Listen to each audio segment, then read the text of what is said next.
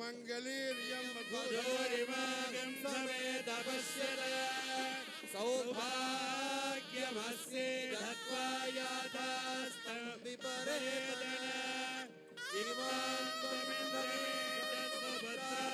भगां गुरु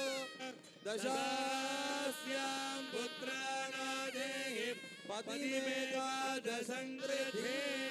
सन्तोषिञ्चामि यजुषा प्रजामायर्दनं च रोदनो रोदमानः शोभनः शोभमान कल्याणवन्नो वाळलाम वैगळु எண்ணில் கதிக்கு யாதும் பலனக பெண்ணில் ஆளோடும் பெருந்தகை